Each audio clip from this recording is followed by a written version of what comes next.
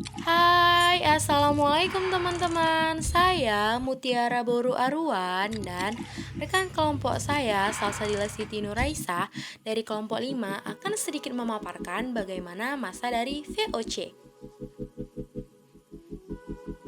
Kongsi dagang Belanda di Indonesia yaitu VOC dari tahun 1602 sampai dengan 1800. VOC merupakan singkatan dari Verenigd Oost-Indische Company, merupakan kongsi dagang milik Belanda di Indonesia.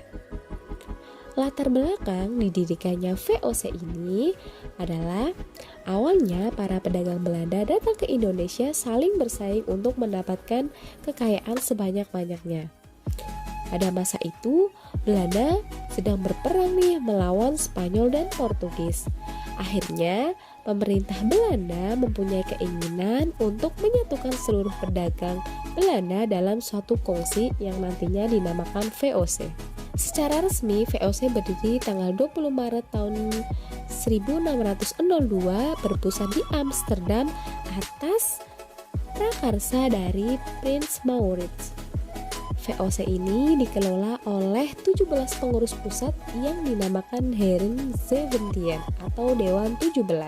Tujuan dibentuknya VOC yang pertama adalah monopoli perdagangan rempah-rempah di Indonesia.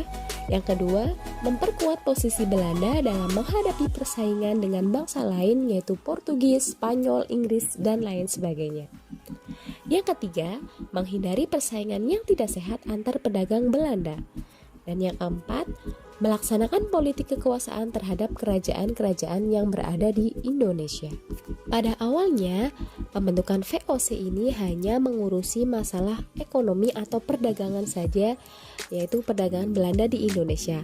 Namun, pada kenyataannya, VOC ini bertindak sebagai sebuah negara. VOC dijadikan sebagai wakil pemerintah Belanda di Indonesia. Dalam menjalankan wakil pemerintahan Belanda di Indonesia, VOC memiliki hak istimewa atau keistimewaan yang dinamakan hak oktroy. Hak oktroy atau hak istimewa VOC meliputi yang pertama mencetak dan mengedarkan mata uang sendiri, yang kedua mengadakan perjanjian, mengumumkan perang, yang ketiga memungut pajak, yang keempat memiliki angkatan perang sendiri, yang kelima mengangkat dan memberhentikan pegawai sendiri, dan yang keenam adalah mempunyai hak untuk monopoli perdagangan. Dalam waktu singkat, Belanda berhasil melawan Portugis di Maluku. Ini merupakan peluang bagi Belanda untuk melakukan monopoli perdagangan di Maluku. Dalam merealisasikan monopoli perdagangan, VOC menerapkan 3 kebijakan. Yang pertama adalah Hongi-Tochten, yaitu pelayaran pantai yang dilengkapi dengan angkatan perang untuk mengawasi pedagang Maluku agar tidak menjual rempah-rempah ke pedagang lain selain ke pedagang Belanda. Yang kedua adalah Kontingenten, yaitu kewajiban rakyat untuk membayar pajak dalam bentuk hasil bumi. Jadi ini berbeda ya dengan nanti pemerintahan Raffles ini menggunakan sistem uang. Yang ketiga adalah ekstirpasi, yaitu menebang tanaman rempah-rempah penduduk agar rempah-rempah tidak berlebihan. Jadi kalau rempah-rempahnya ini terlalu banyak pasti harganya akan turun.